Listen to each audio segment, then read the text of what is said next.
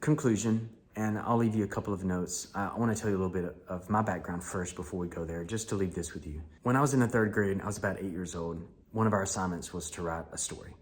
And we even had Elmer's glue with cardboard, and you had to write your own book and do your own artwork in it. It's one of my most memorable and favorite projects of elementary school, and I still have that little book. But I told a story that I had visited a scientist and he had turned me into a cat, and then I went on a journey and I got to experience all these things that cats have to go through. Almost getting killed and eaten through 3 different scenarios, and then I go back to the scientist and decide to be turned back into a kid again. There was never really any enemies in the story, and I named all the good characters based on my friends in the classroom, and they all loved that. When the teacher read the story in the front of the class, and my story was the only one that was read in front of the class. And then this happened again in the 6th grade. The second time we had to write a short story, I wrote it. It was about a kid being enslaved, and then he gets freed, and then he goes back and tries to free his friends. And my story again was the only one that was read in front of the class. And I think that that was a sign that it told me that I might have a knack at this thing called storytelling. When I was 15, we had to write, for literature class, we had to keep a journal.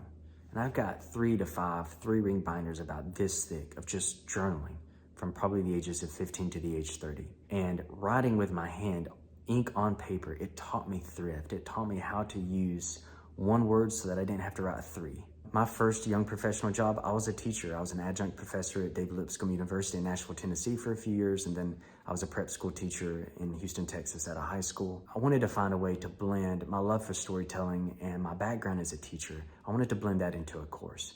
And one of the things that I have seen is a lot of teachers don't have experience in writing, and so their courses aren't that great.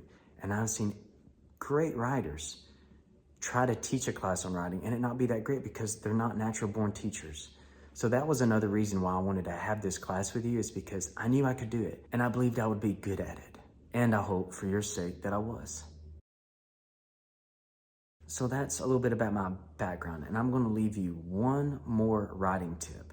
And here's why I want to save it for last. When I was younger, I read all of the great books on how to write and writing. I read all of them, highlighted, underlined, and I went back through and looked at those notes before I wrote this course. I also went, and I'm not going to name the database, but I went onto a particular database and went through all of the courses on writing by these famous writers. And after the 3rd class, they were already all saying pretty much the same things, but in different ways. And I've got a technique that I'm going to share with you that I have never seen in any book, and I've never heard in any class that I've listened to or watched. It's something that I learned from experience by building scenes, and I'm going to share that with you. And that's going to be my last piece for you as we close. It's mine, and I'm so happy for it, and I'm proud of it. How do you put someone inside your scene where they say, I read your book and I felt like I was there with them through it all? You put me right there in that story and I will never forget it. That kind of feedback to me is feedback that I enjoy very much, and it's very honorable to me because I do that on purpose. I want them to feel like they're there. How do I do it? I make sure that each scene touches on the 5 senses as much as necessary, and I'll give you an example. Joey stepped outside his car into the crisp spring air and fresh green grass. He was finally in his pasture. The smell of country filled his nose, scents of wet leaves and mist from the morning dew.